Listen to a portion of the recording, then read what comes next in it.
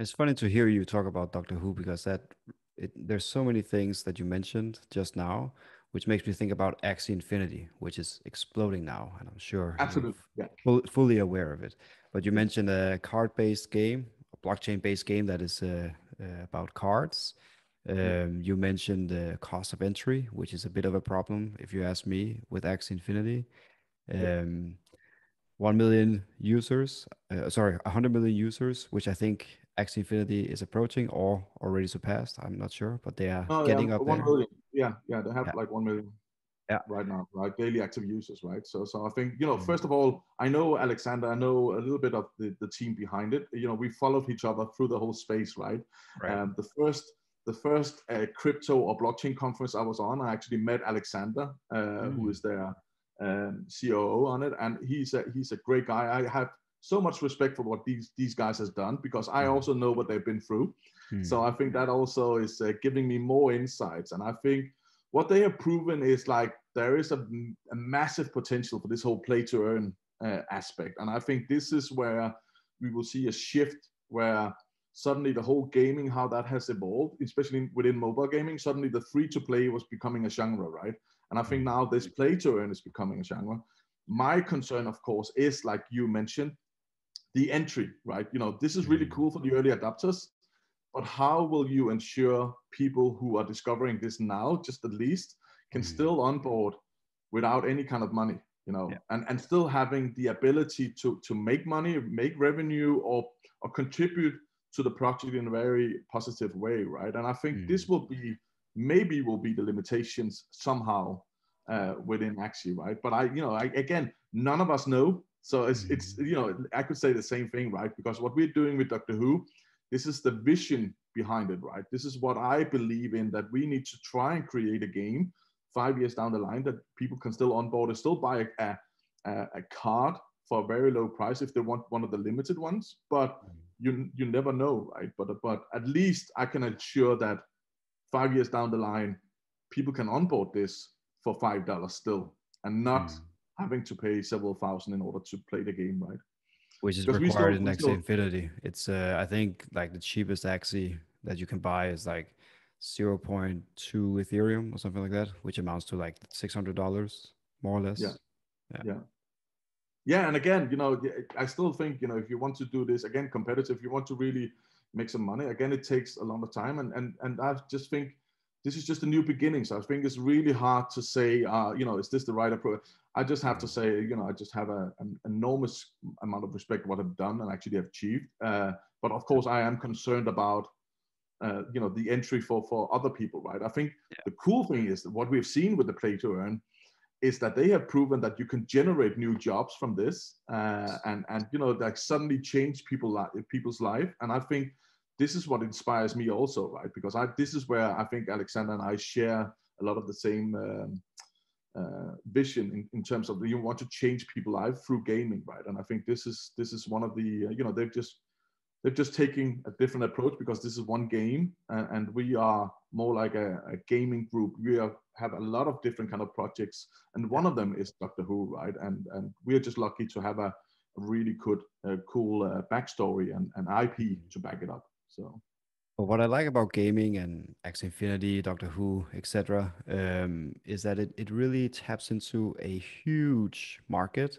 People who are not into crypto, people who are not into blockchain, they don't even need to know about blockchain to play these games. And no, Axie Infinity in particular, I haven't played Doctor Who, but Axie Infinity I've tried, caught my attention. Hard not to catch my attention when it is exploding like now. But it's a really good game. I'm not a yeah, big gaming person myself. I played Heroes of Might and Magic when I was a kid and a little bit of Age of Empire, like strategy games in general.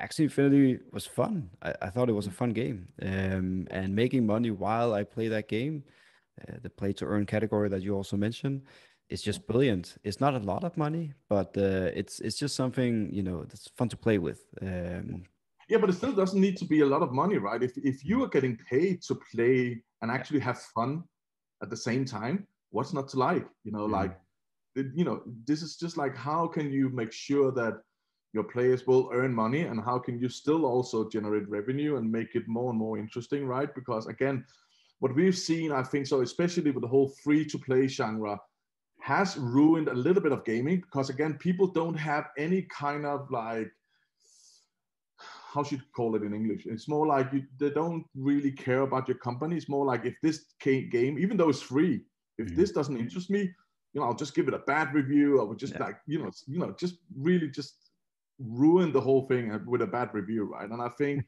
this is what irritates me a little bit with the free-to-play genre, because they don't actually respect the amount of hours that's been put into this, right? And you want to spread out this game. Like we did this with Reality Clash. We've been lucky to have a lot of users downloading it also. But again, we've limited by the technology, because you need to have the AR kit, you need to have the AR core in it.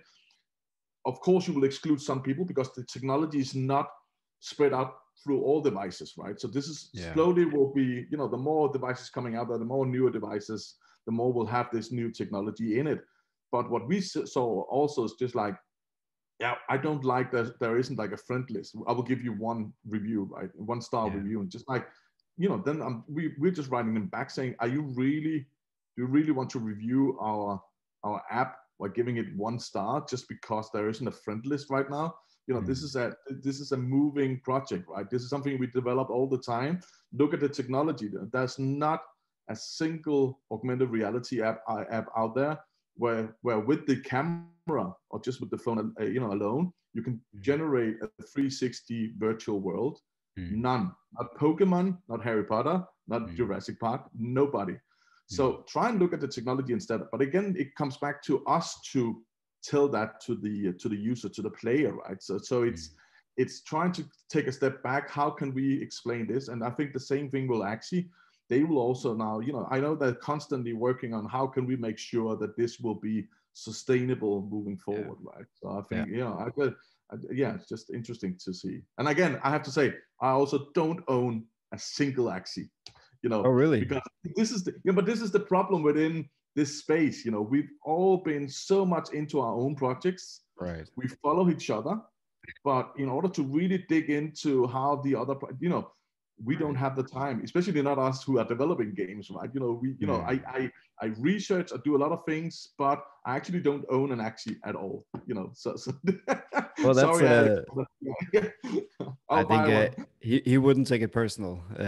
You can. I know he knows me. He knows me, and he's Norwegian, so he forgives me, right? So yeah, and you can ask him to buy some of your NFTs and see if he has any, and if he doesn't, then. I think I know he's been as busy as I am. So again, for me, it's just all about creating games which people will have fun with, right? This is the most important thing for me.